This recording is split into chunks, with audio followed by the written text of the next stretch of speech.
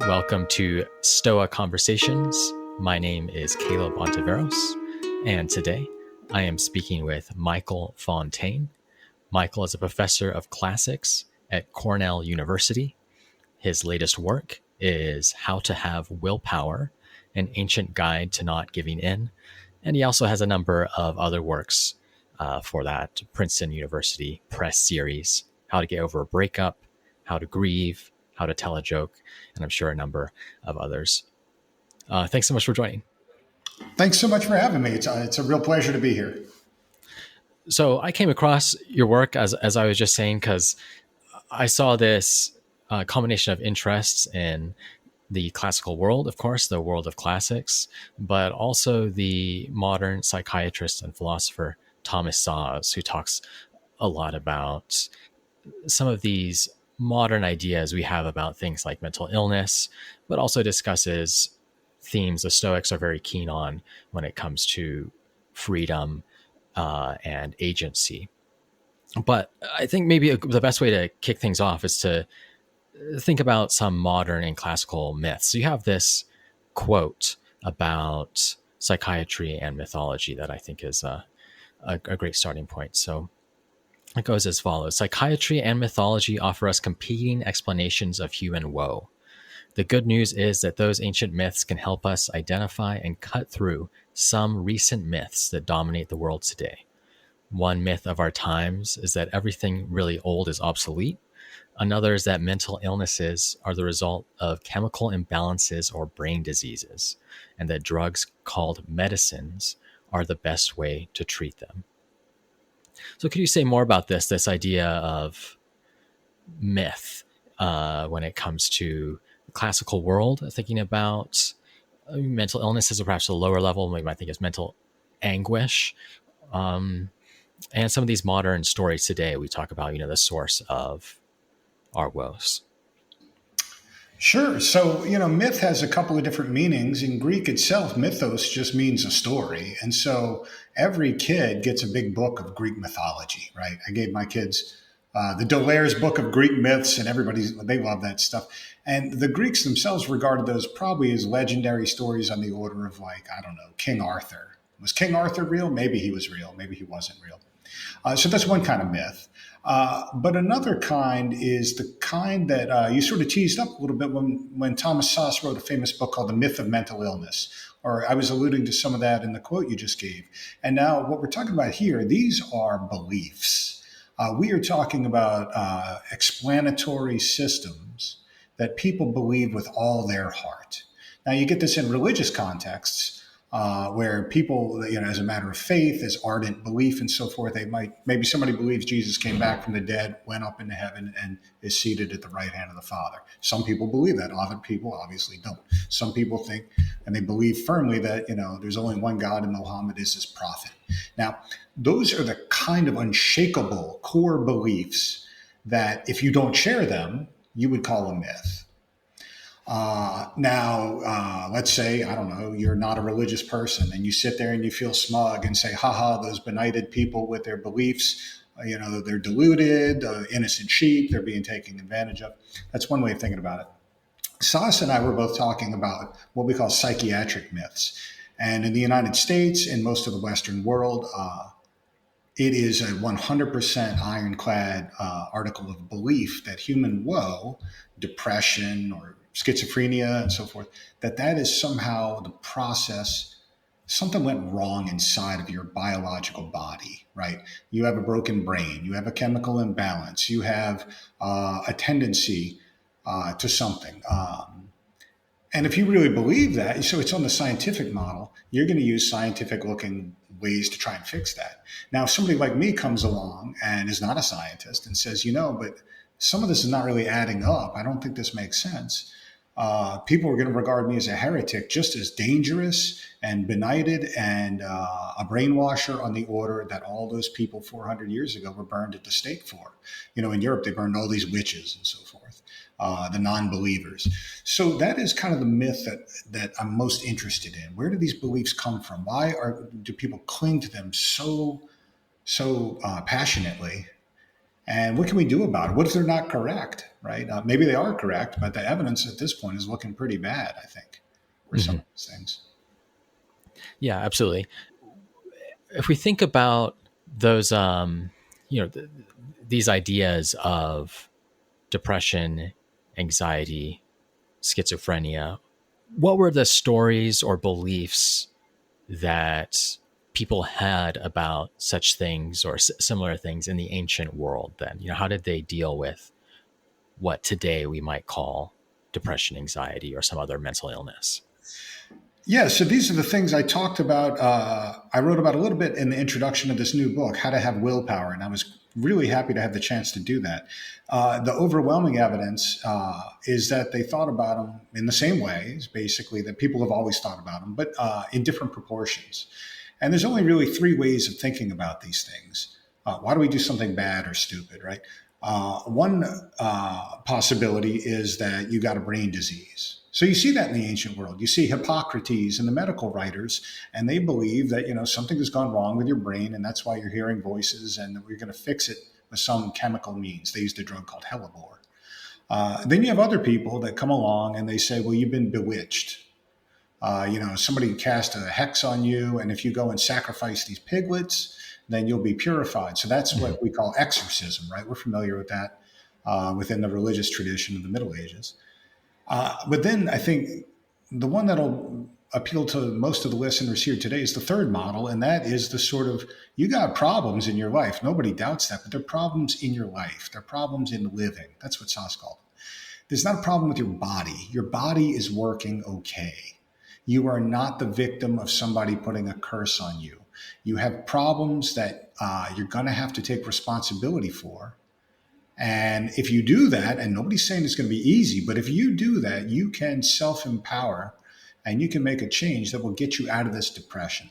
So I quoted the three different major philosophical schools in the intro there. So I've got a nice quote from Cicero from his Tusculan Disputations, which is a fantastic book. I don't know if you've talked about it on the podcast, but you should. It's from book 2 of the Tusculans.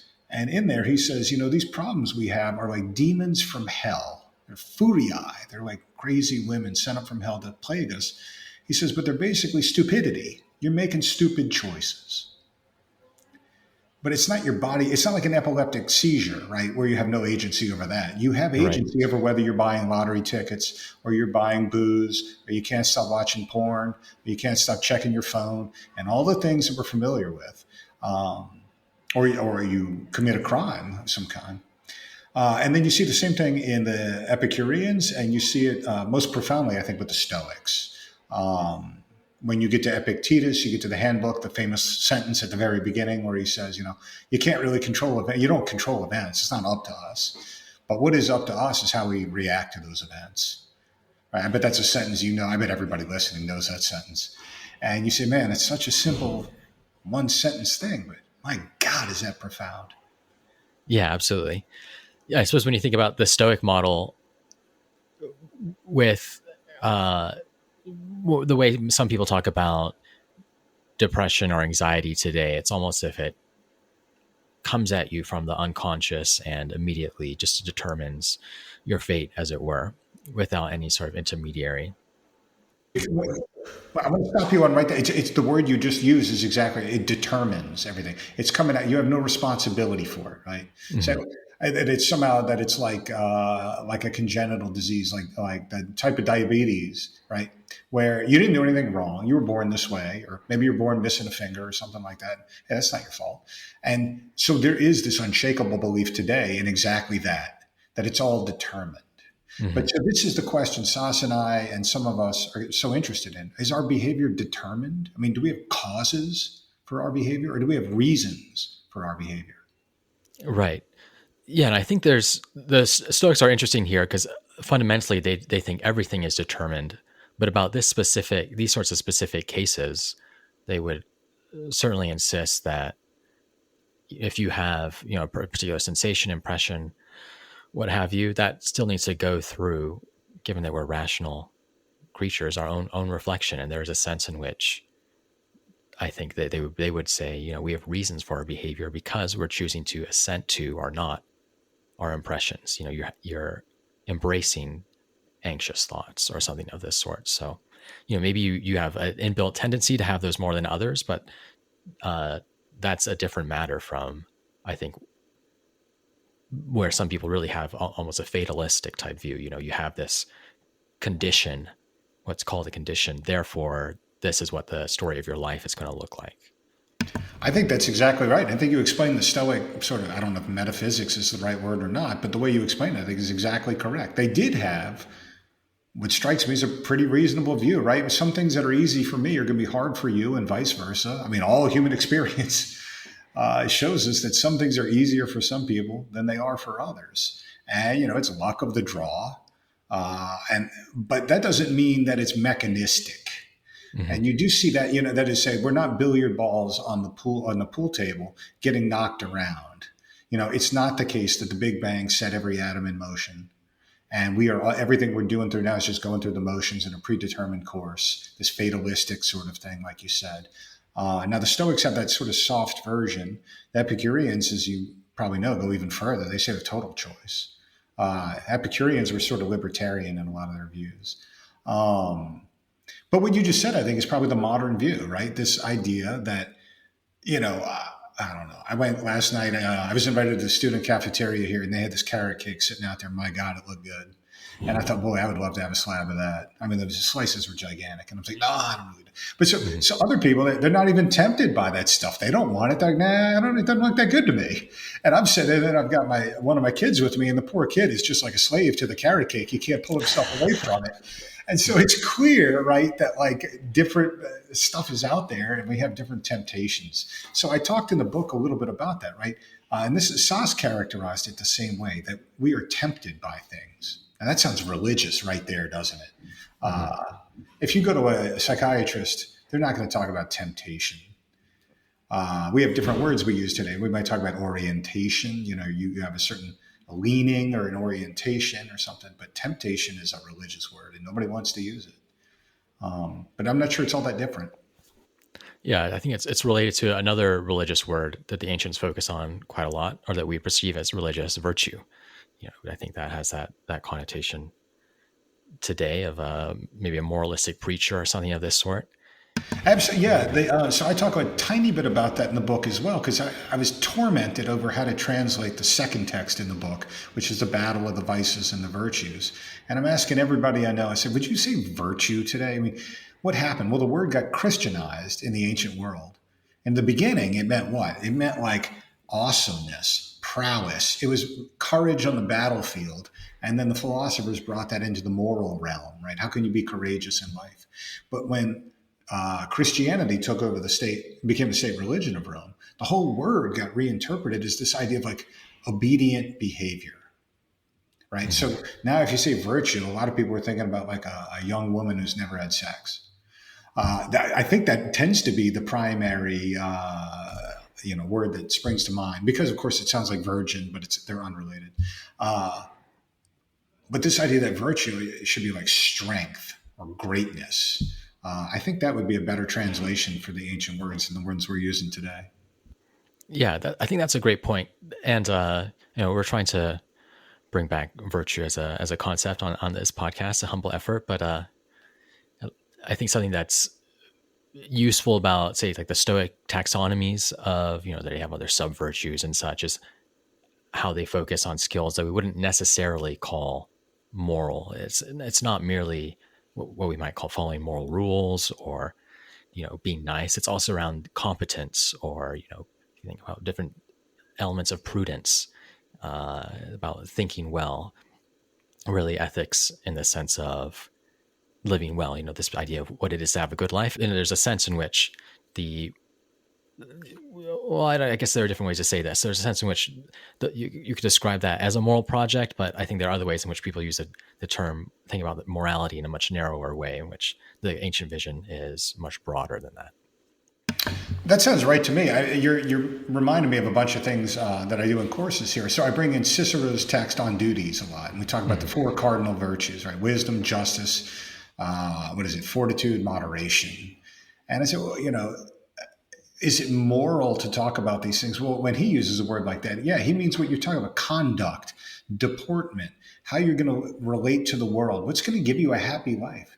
And I've been teaching college a long time, about 25 years. And in the beginning, when I started, most of the students had come from religious upbringings.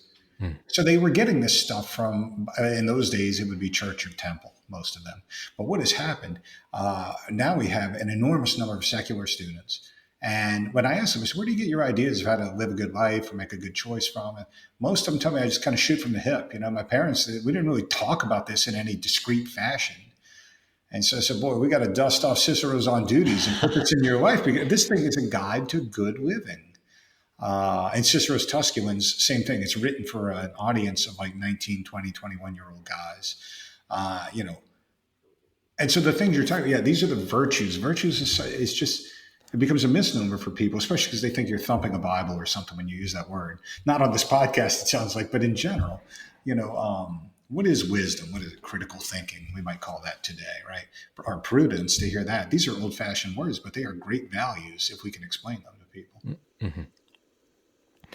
I suppose going back then to the original opening, thinking about mental illness, causes of mental anguish, how do you think about this idea of, I think today, many people like to talk about these things without inserting value judgments for these sorts of things. So, but we've already wandered into talking about the virtues, and it seems like the classical perspective can't really evade this issue of making judgments about your own or someone else's behavior, even when it comes to, say, someone has a kind of agoraphobia or something like this. They don't want to go outside. They have a condition of something like this.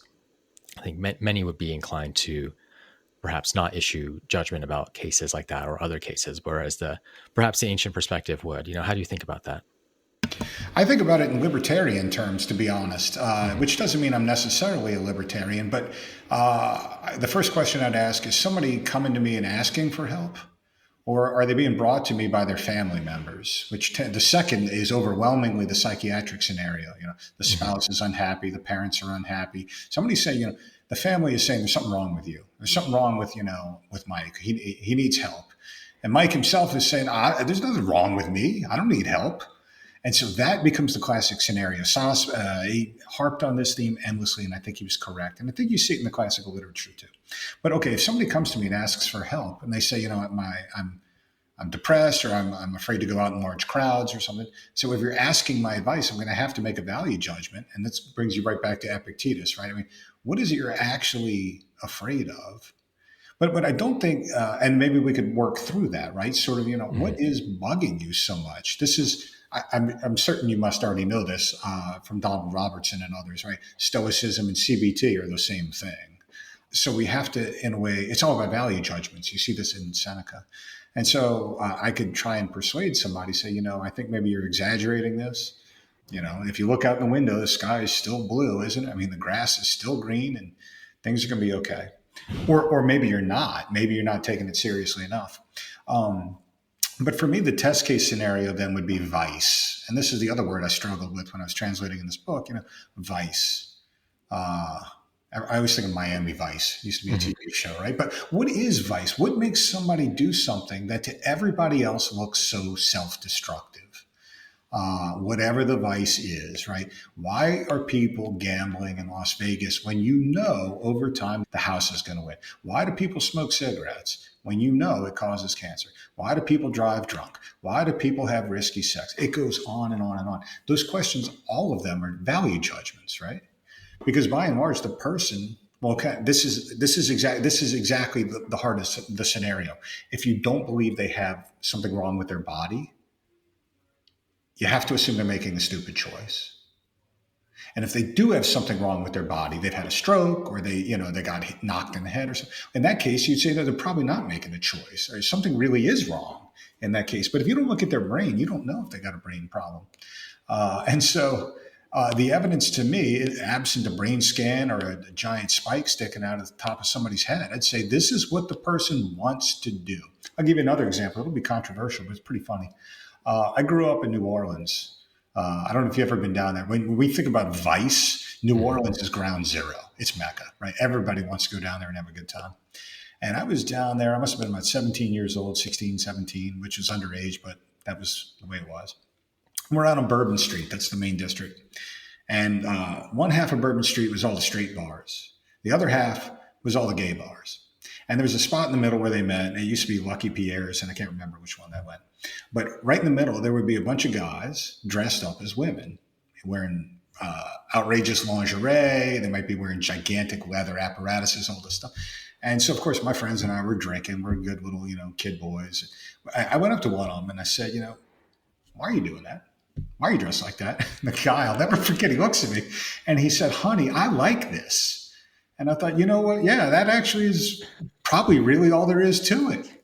Like, I mean, I'm not going to wear an outfit like that, but if this is what you want, that's what you want. There's nothing wrong with you. We just want different things. Anyway, I don't know if that's outrageous or common sense to you, but that's kind of how I think about these things.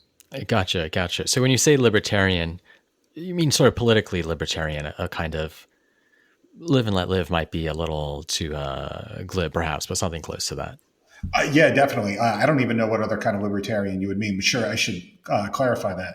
And again, that doesn't mean I am a libertarian when it comes to actual real world political beliefs. I think a lot of it's unworkable, but I do try to flex as much as I can in letting people live the way they want to live, letting people make the choices they want to make, even if I think they're totally misguided. I would not get judgy about that. I'll give you another example. I went out to breakfast on Sunday, and most of the people in the restaurant were morbidly obese, gigantic. They were heavily overweight. And they're ordering enormous amounts of food with milkshakes and stuff on the side and all that. But I'm not going to say something about that. Of course, it's rude beyond belief, and I don't think it's productive. But that also, I don't think we ought to legislate that away and say, the government's going to put you on a diet. So that's how I think about some of these things. Yeah, maybe a social libertarianism is slightly closer. In that sense, but I should probably clarify that. I don't think that makes a lot of people happy. That is, I think it makes them happy on their own terms, but it makes a lot of other people much unhappier.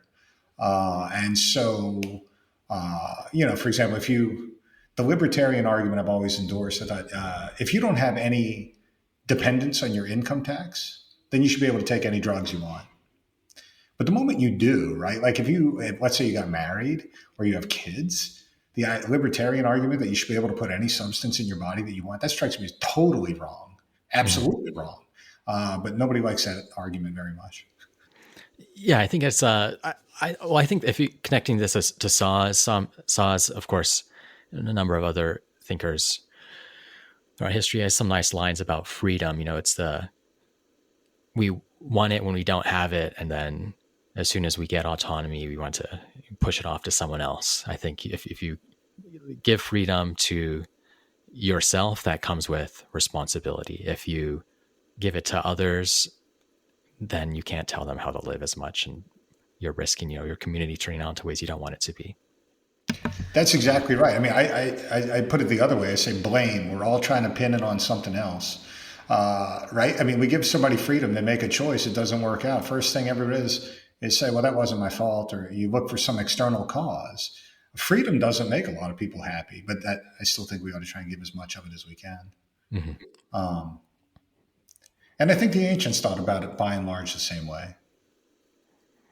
Yeah, I think certainly the Stoics were aligned with these ideas of responsibility, but perhaps they weren't as liberal in letting people live how they. Well, of course, there are many different Stoics, but I could see at least some of them having stronger views about maybe you need to shape the polis in a particular way, and that that's going to require forcing people to have a certain kind of life or something of that sort.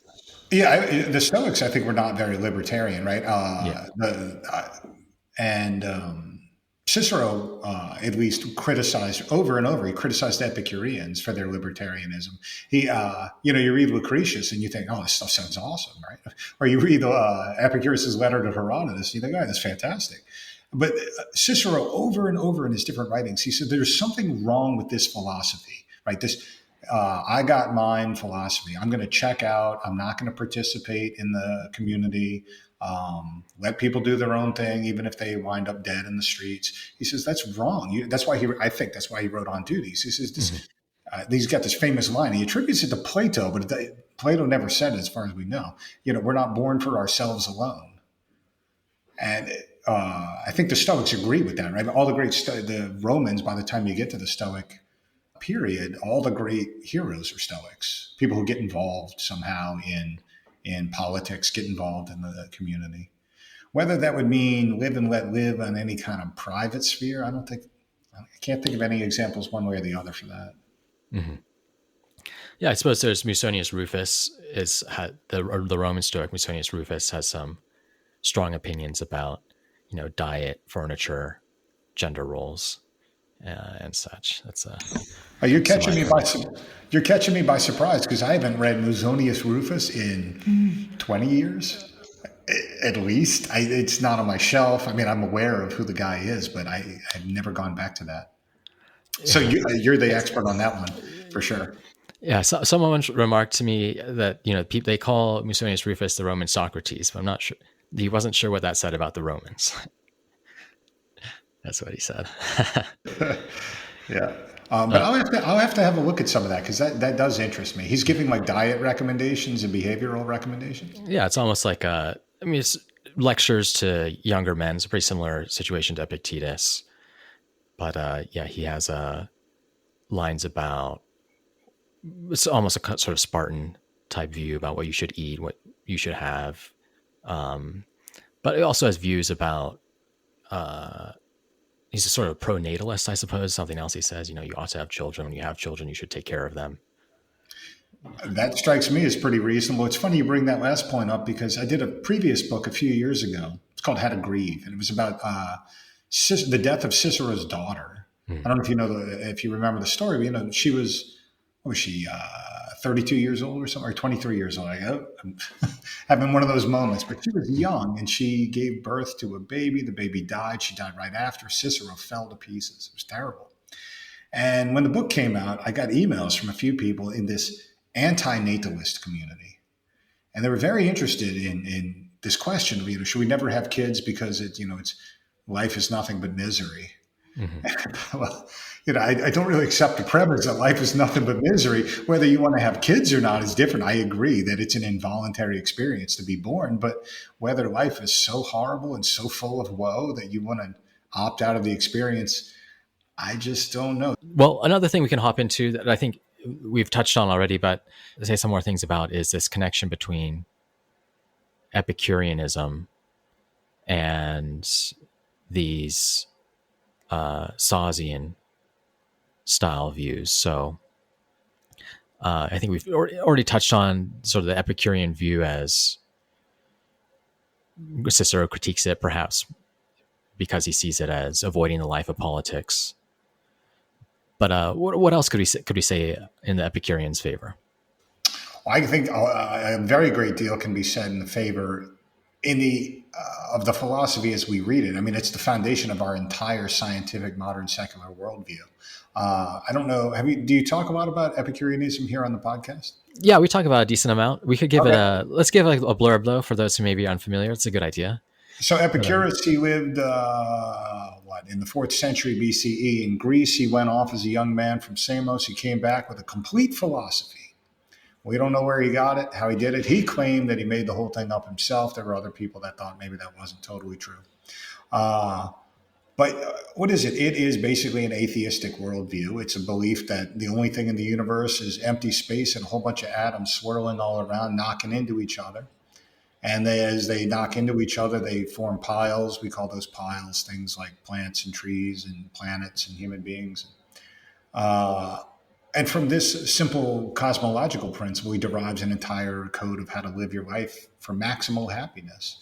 So the Stoics, what do they prize? They prize sort of virtue. That's their summum bonum, the best thing in the world. But the Epicureans took the opposite view: hedone, pleasure, bodily pleasure. This idea that the best thing in the world is to be free from pain. And boy, is that tough. I often ask groups of students, would you rather, and Cicero does this in the Tusculans. He says, all right, young men, is dying the worst thing in the world, or is pain the worst thing in the world? People say, yes. He says, oh, that's probably pretty shameful, isn't it? And he gives them Hmm. some counterexamples. And so that's Epicureanism. And if you really do believe that pain is the worst thing in the world, there's all kinds of ways you're going to act in connection with that belief, right? I mean, you would watch your grandmother carted away by evil men, and you would say, well, as long as it's not me. I mean, all Stoics would say, what is wrong with you? And they would jump in and they say, I'm probably going to get shot. I might get killed, but at least I'm going to save grandma. And that's, that's the fundamental split in these philosophies. But in practice, I'm not sure they always look totally different, right? Everybody's trying to be free from pain. Everybody's trying to be happy. And it's a question of how you get there, right? So this is kind of what Sas was getting at in his philosophy. Uh, if you believe that the problems in your life are a result of, let's say, a chemical imbalance, right? You got too much serotonin. Then what are you going to do to try and fix that? Well, you're going to take SSRIs. You're going to take serotonin reuptake inhibitors, and you're going to take those every day for the rest of your life in the belief that you have a deficiency along the same lines that a diabetic has an insulin deficiency. But if you don't believe that or you doubt that, and you say, well, I wonder, maybe that's just masking the problem, and maybe the problem is other things, and I've got to make some changes that are going to be very painful. Maybe I need to get divorced. Maybe I need to get married. Uh, Either way, everybody's trying to get maximal happiness. And so from the Epicurean point of view, they say you take that pill, but it's not going to fix your problem. Uh, it's going to change the way you feel, but that's not going to medicate a problem away if the problem is you don't want to be married anymore. Hmm. Or something like that, right? Or you wanted to get into an Ivy League college and it didn't work. I'd be pretty unhappy about that too. I see students like that all the time. And I'm just not sure the fix for that is a pill. It wasn't caused by any kind of deficiency.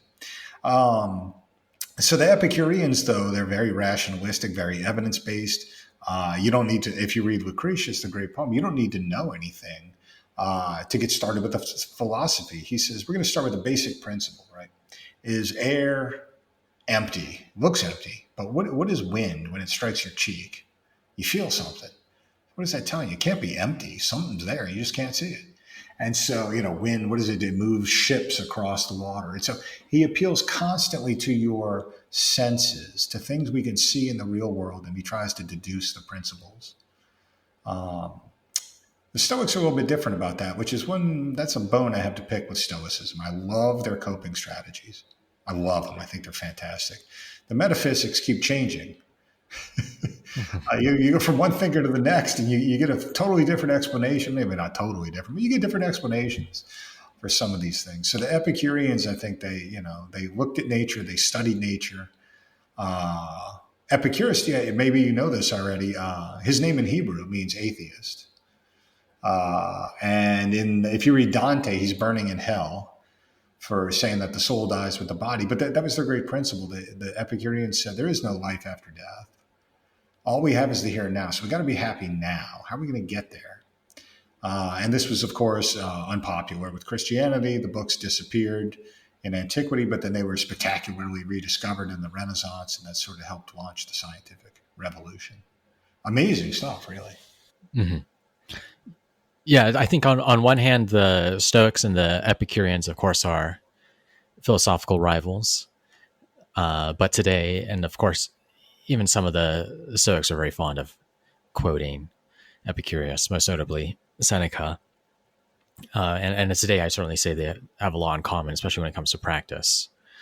Since the Epicureans also end up focusing not on hedonism in sort of the selfish sense, but on virtue as sort of the path to living a pleasant, pleasurable life. So that's exactly correct, right? I mean, their pleasure. This is a bit of a dodge by Epicurus. He had a little bit of charlatan about him. I think there's no question. But he said the greatest thing in the world is pleasure. Now that's going to shock everybody, right? If you go home and tell your mom you want to devote the rest of your life to pleasure, she's not going to be happy. But he says, but no, hold on, folks. We're going to redefine pleasure. Pleasure is like a 16-ounce cup at 7-Eleven. You take it over to the soda fountain and you fill the thing up with your favorite beverage. And when it hits the top, that is pleasure. You have maxed out on pleasure. Anything beyond that, if you keep holding the lever down, stuff starts flowing all over the floor. That is literally what they call redundant pleasure. You don't need that stuff. And so he went on to redefine pleasure as pretty abstemious living. Not so different from what I heard you saying about Musonius there a few minutes ago. He says, is it pleasurable to eat carrot cake? Well, obviously the stuff tastes good if you're going to have the big slab of that stuff. But how are you going to feel in an hour when you get the sugar crash, right? How are you going to feel in 3 weeks if you eat that stuff every day of the week and your pants don't fit? So they are philosophical rivals, you're correct. But I think they're aiming in a lot of ways at the same goal. It's pretty. Yeah, I think By the so. way, I got a trivia question for you. Do you know where they team up in world literature? There's a famous passage where the Epicureans and the Stoics, they kind of team up against I the. don't think so. No, nothing immediately comes to mind. I want you to pop open the Bible, go to Acts of the Apostles, chapter 17. And in there, that's when St. Paul arrives in Athens, same agora where Socrates used to hang around. And he preaches, says the Bible, the good news of Jesus and the resurrection. And the Stoics and Epicureans come up, they say, who the hell is this guy? What is he preaching? He seems to have some kind of strange new gods, which is bad news, right? Because that's what they executed Socrates for. So Paul he makes a couple converts and then he gets out of town, but it's the only place in the Bible where they appear. Yeah, I suppose there is a little bit of that link between ancient Greek philosophy and Paul, of course. So I myself think it's enormous in the Gospel of Luke and the Acts of the Apostles. I mean, they were written in Greek. Luke they're both by Luke, and he seems to have been intimately familiar with Greek philosophy. Yeah.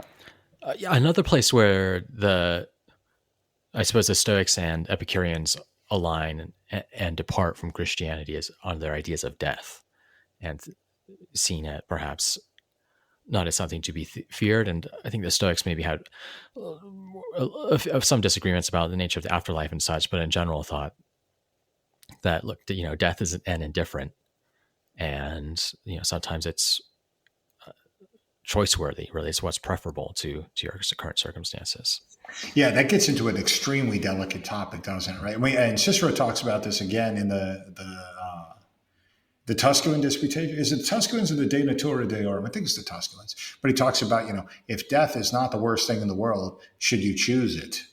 And that, boy, now you're getting into some really delicate stuff. We were talking about, Sass wrote multiple books on the right to die. Grim stuff is it's a very hard topic to talk about. I think it's a little irresponsible to preach death and that sort of thing. But the Stoics have a point, right? I mean, we die. What happens next? Well, we don't know what happens next. Nobody's ever actually definitively come back and said, oh, yeah, man, it's fantastic out there. Or no, it's horrible. Repent now and change your. I mean, it's never come back with nobody's ever come back with unambiguous evidence that's so cogent that everybody has to believe. Whereas the Epicureans said, no, we don't think there's anything after death for these scientific reasons. And so when you die, your molecules have to get reused as worm food or whatever it's going to be. And so there's no heaven, but there's also no hell. So you should get over all these, the fire and brimstone you're hearing from the priests, because those people, they don't know either.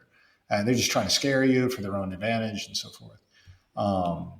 But both of those are empowering philosophies, right? I think that's what I like about both of them very much.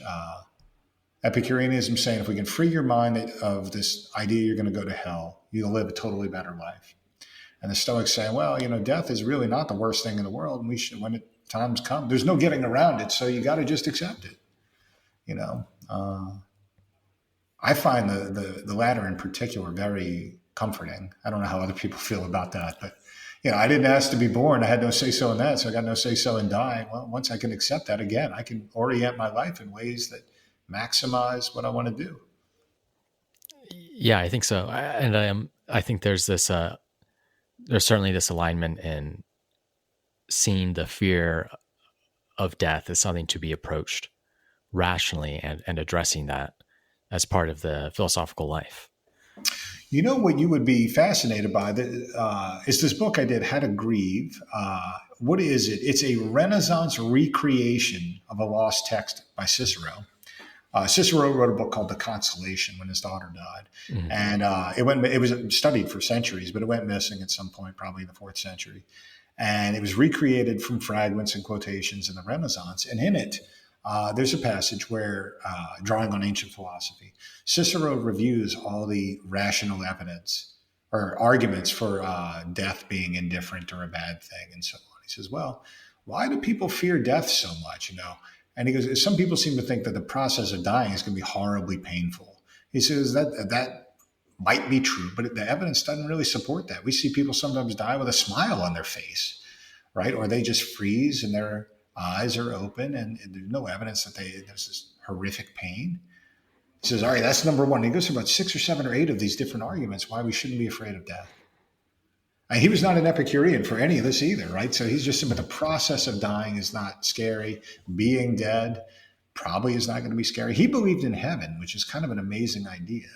And he gets into that in the text. Are you familiar at all with this argument, by the way? He says, what happens when we die? He says, well, it's possible that our soul just scatters to the wind. It's possible. But the evidence is against that, he says. He says, what happens to a body when somebody dies? The body goes cold. What does that mean? There's a loss of heat. Well, the loss of heat seems to be the same thing as the loss of the soul. What happens to heat? Where does it go? Well, it rises. Everybody knows heat rises. How far does it rise? Well, it's going to rise till it hits equilibrium. And when it hits equilibrium, that's heaven, because all the other dead souls have risen to the same place. We're going to be there together. And it's an amazing thought. I mean, you tell people this, they usually smile and they say, oh, that's kind of cute. And then you say, well, what's wrong with that argument? They say, actually, I'm not sure I got good arguments against that. That actually is kind of an interesting argument. Yeah, I'm not familiar with that passage in Cicero, but it does seem to map on nicely to the Stoics' picture of the soul as a sort of a kind of fire or breath, Yes. and being a material thing. And I think that would totally maps onto their metaphysics as well. That's right. The Stoics, I think, have the soul for them is not material. Do I have that right? I've got a colleague here who swears the Stoics were all materialists, but I don't think that's correct. I don't know. Well, I suppose the technical word for it sometimes is corporealists. Yeah. So they thought that, with some exceptions, well, maybe a little bit of an asterisk, everything is a body. Yeah. And I do believe they would say the soul is also a body. But they also left some space for things like void, okay, and what they called lecta, which is sort of like the meanings of what we say, perhaps. So you have a statement, and then its meaning, and the lecta is not a body. It's something different, something symbolic. Okay.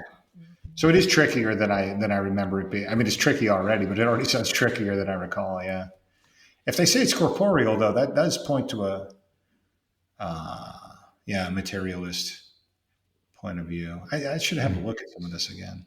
But Marcus Aurelius sometimes gets critiqued because he doesn't take as strong of a line on this, because he does a few things that sound more, I suppose, Platonic, as it were, about the soul. So that might be where some of what you're thinking about. Well, I just find it interesting. I mean, we have the word soul, so it presupposes that something exists, right? Mm-hmm. But it's not clear that there is any such thing as a soul. Voltaire says this in the Enlightenment. And if I don't know, do you guys ever get into the Enlightenment in your study? I don't think we've had any episodes. I'm trying to think about Enlightenment type figures. I don't believe so. So that's got to be your next port of call. Maybe not tomorrow, but we've got more Cicero to cover, though. Okay, all right. So, you got to bring on Quintus Curtius. He'll talk to you about Cicero. He's the best that's out there right now. I don't know if you're familiar with him. He's translated Cicero. He's the philosopher of Twitter and so forth. He's amazing. But in the Enlightenment, especially in France, you get to writers like Voltaire and D'Alembert and who else? And Diderot and so forth. But Voltaire in particular, he wrote the Philosophical Encyclopedia. And in it, he says the soul. What is a soul? Well, nobody's ever actually seen a soul. So how do we know this thing actually is a thing at all? And the reason I bring this up is because Sass wrote a number of books, but one in particular is very similar. He said the meaning of mind, right? Like, what is mind? Do you have a mind? Is the mind the same thing as the soul? And he concluded there's no such thing as a mind as a physical entity, and there's no such thing as a soul as a physical entity. But mind in particular, mind is a verb, right? So we What do? You mind your manners, you mind what you're doing. It's a way of saying you're paying attention to something, you are attending to that. But if you carve up somebody's brain on the lobotomy or the as a cadaver, you're not going to find the mind. It's not a part of the brain. And a lot of people have a lot of trouble with this argument. They maybe never thought about it, or they say, nah, that's crazy. Of course, our brain's responsible for everything. And he agreed with that. He said the brain is the hardware, but that doesn't mean you have a mind. It doesn't mean you have a soul. Mm-hmm. Um, and so I'm not surprised that the Stoics and everybody else has got different explanations for what the soul is, because nobody's ever seen one. How big is a soul? What color is the soul? I mean, these are elementary questions, but can you draw a picture of a soul? What would it look like? Nobody can do that. Yeah, the Stoics also have some interesting disagreements about sort of the faculty of reason and sort of how large it is, whether it's this entire faculty or just the part of the faculty, I suppose, that's just responsible for assenting or not to impressions. So they talk about the hegemonicon, which includes the thing that receives impressions, reflects on them, and assents to it. And I think that's probably a standard view. That's sort of what you are. Maybe some would say that maps onto how we sometimes use the word soul. But Epictetus has probably a narrower view where he thinks you're just that bit that does the thinking, which I think maybe is a little bit closer to Saw's, where the prohyresis, that thing that assents or doesn't to impressions, and then that's it. A very small picture of what you are. Yeah, the problem I have with all this is all myth making. To me, these are all great myths. Of course, Freud had a completely different view of the same phenomena. He imagined the mind is like an iceberg, right? I mean, so there's a little bit sticking out at the top. We're aware of all that. The big part was all underneath. We can't really get access to that except by these ideas that he had, slips of the tongue and dreams and that sort of thing. But the second text that I translated in this new book, How to Have Willpower, is a fascinating, yet another view of exactly the same things. Prudentius is the poet. He's a Christian, but with a classical education. And it's all about the battle of the soul and its competing desires. And he's trying to figure out what could that even look like on the inside of us, right? And he would talk in terms of soul. He does talk in terms of soul. And he's a Christian, so he believes the soul is immortal and so forth. But he calls it going into the cave of the breast. And so kind of like Freud, he has this idea that there's some inaccessible part of the seat of our emotions. And he locates it in the breast, as the ancients tended to do. Today we put it in the brain. But all these things strike me as similar, right? We're not, obviously digestion. And Plato. This goes back to Plato, right? I'm sure you know this. We can't control digestion, right? We can't control heartbeat. I mean, you can spike your heartbeat, but that's not what we're talking about, right? You can go run a few laps and you'll raise it, but of course, thinking is part of it. But Plato divided the soul into these different things. But does that mean it's a physical division of any possible kind, or are we just describing different functions that can be done that way? I don't think we have any answers to these things. And that was just to bring it back to Sauce, if you don't mind me doing that. The beauty of Sauce's arguments is he says, we got to be humble about this stuff. We don't have any idea how this stuff works. It doesn't, but I'm not saying that things are great and there aren't problems in this world. And of course, all that stuff is real. People have severe problems. People have all kinds of suffering. But if we don't know how it works, the idea that taking drugs and things is going to fix it, there's no evidence against that.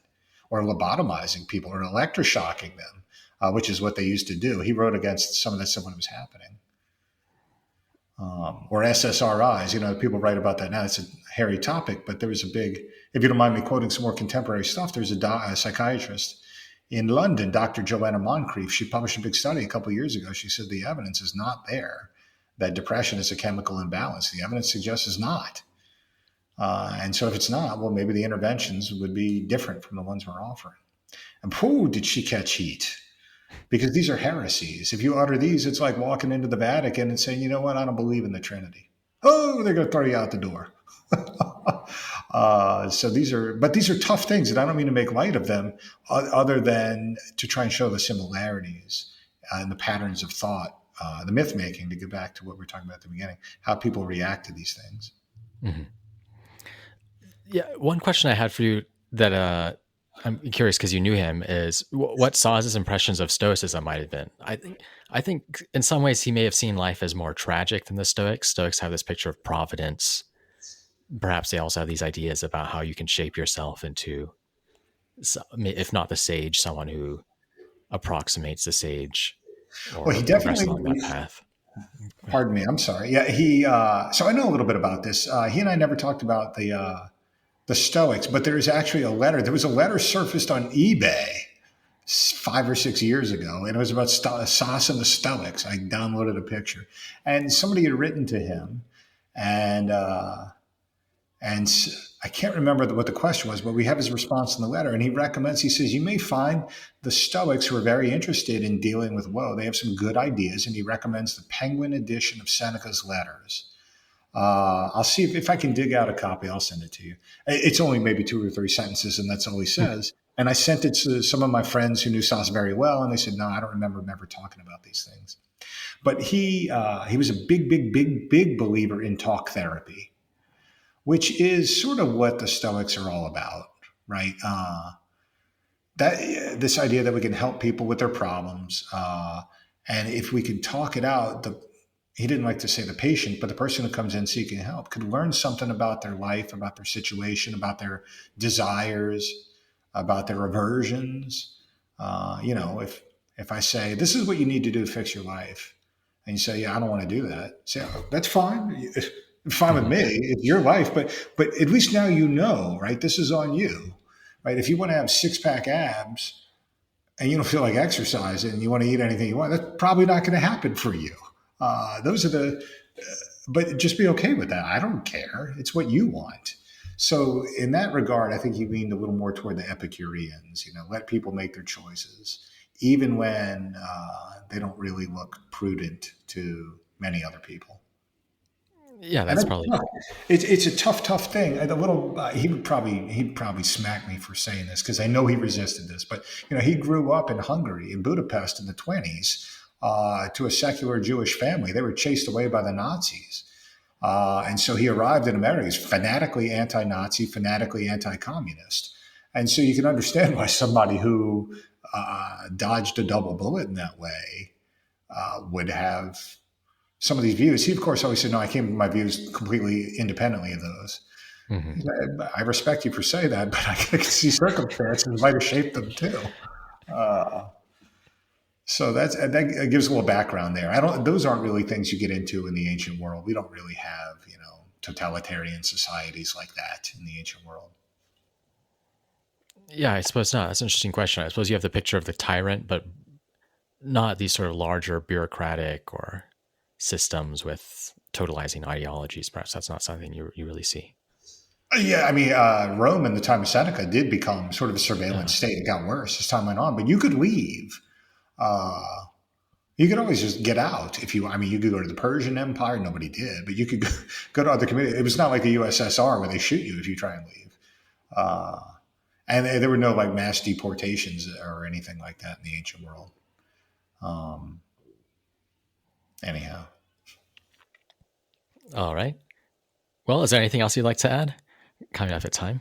I can't think of. I'm really delighted to be able to talk about the thought of Thomas Sowell and the connection with your project here. Right, you have a community of people that are trying to self empower in the best way they can, live the happiest lives they can. We want to promote flourishing. These are all fantastic aims. And it takes a lot of courage to read Sauce, but if people are willing to at least read and think about it, maybe even talk about it, some of the truth bombs can be extraordinarily difficult to take, but you might find a lot of wisdom there. He was also a very funny writer, very funny. He got better as time went on, so there's some entertaining stuff. But there really is a synthesis to be had there between those two thinkers, between all these thinkers. Yeah, absolutely. Yeah, thanks so much for coming on. I know you've written a number of other things we haven't touched on, so I hope we can do it again. Yeah, that sounds great. Anytime. Thanks for listening to Stoic Conversations. If you found this conversation useful, please give us a rating on Apple, Spotify, or whatever podcast platform you use, and share it with a friend. And I'd like to thank Michael Levy for graciously letting us use his music. Do check out his work at ancientliar.com. And please get in touch with us at stoameditation.com if you ever have any feedback or questions. Until next time.